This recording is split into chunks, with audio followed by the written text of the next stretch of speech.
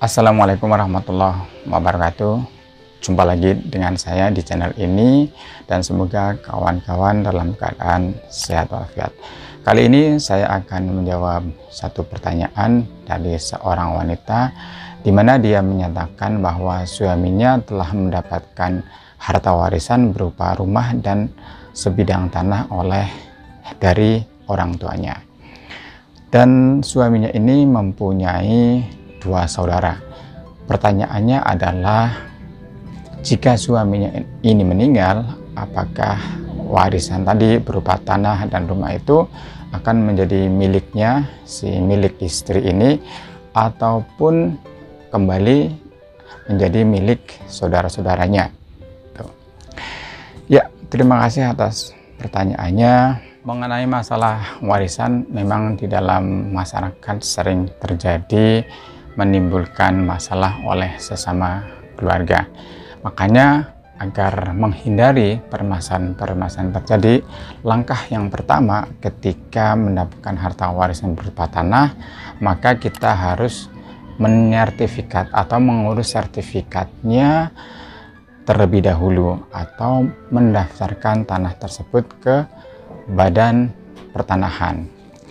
Ada beberapa langkah yang perlu dilakukan apabila kita akan mengurus tanah warisan. Tanah warisan akan mempunyai kekuatan hukum menjadi milik kita. Sesuai dengan peraturan pemerintah nomor 24 tahun 1997 tentang pendaftaran, ada beberapa langkah untuk mengurus sertifikat tanah warisan. Pertama, kita harus mengurus surat kematian.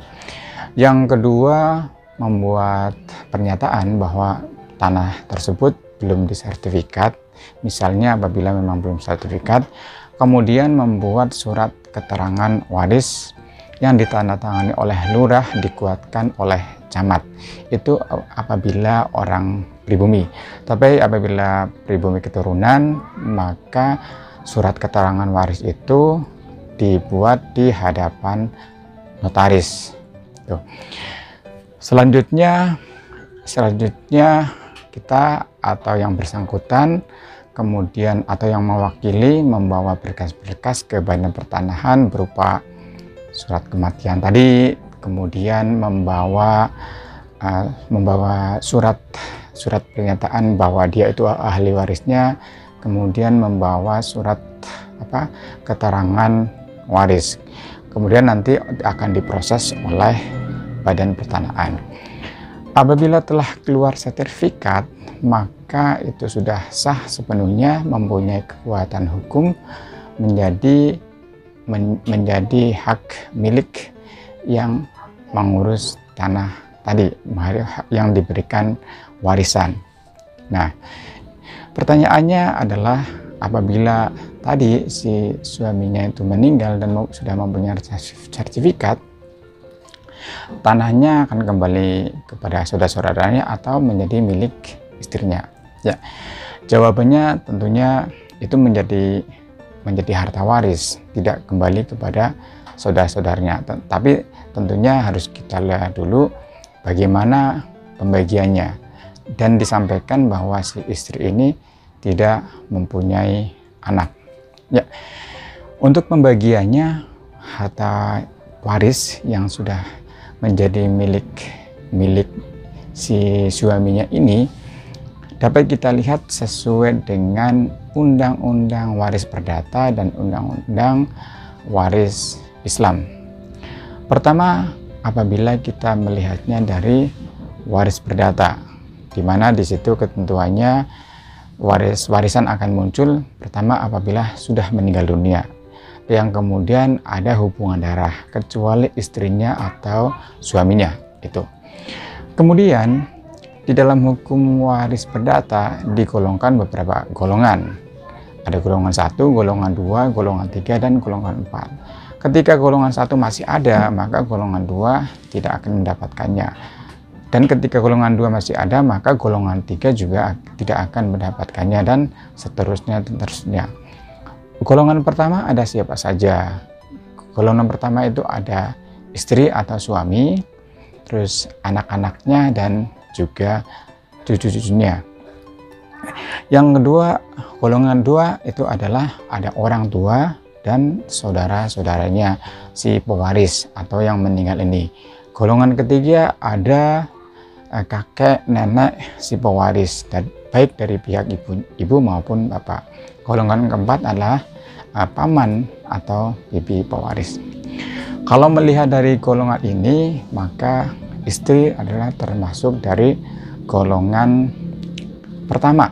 Dari golongan pertama. Ketika ada golongan pertama, maka golongan kedua tidak akan mendapatkannya, yaitu istri menjadi golongan pertama yang akan mendapatkan warisan itu. Maka di golongan kedua, kalau menurut hukum waris perdata ini, orang tua dan saudara-saudaranya tidak mendapatkannya. Kemudian apabila dilihat dari hukum Islam atau waris Islam yang terdapat di dalam kompilasi hukum Islam, di situ langsung kami sebutkan secara spesifik, karena kalau melihat konteksnya bahwa ini adalah seorang janda yang menanyakan. Artinya setelah suami ditinggal, dia adalah seorang janda. Janda ini di dalam hukum waris Islam yang terdapat di dalam kompilasi hukum Islam itu bagiannya berapa? Hal ini terdapat di dalam pasal 180 kompilasi hukum Islam. Di situ dijelaskan bahwa janda apabila tidak mempunyai anak, maka akan mendapatkan 1/4 harta warisan. Tetapi apabila mempunyai anak, maka akan mendapatkan 1/8 harta warisan. Kira-kira seperti itu. Jadi apabila si janda ini tidak mempunyai anak, maka sesuai dengan hukum Islam, dia mendapatkan 1/4 dari harta suaminya. Tetapi apabila mempunyai anak, dia akan mendapatkan 1/8 dari harta suaminya. Yaitu.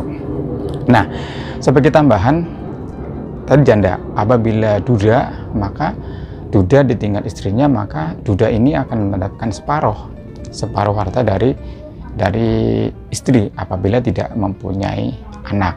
Tetapi kalau duda mempunyai anak ditinggal istri, maka duda mendapat 1/4. Kenapa separuh lebih besar?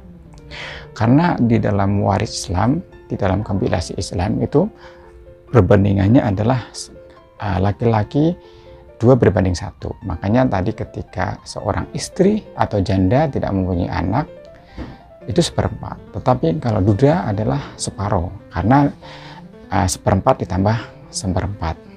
Ya, kira-kira seperti itu jawabannya. Jadi pada prinsipnya harta ini, warisan tadi, setelah sah menjadi harta suaminya, tidak kembali kepada saudara-saudaranya, tetapi akan dibagi sesuai dengan ketentuannya, akan menjadi harta waris sesuai dengan ketentuannya, sesuai dengan siapa ahli warisnya, mau digunakan dengan hukum perdata maupun dengan waris Islam.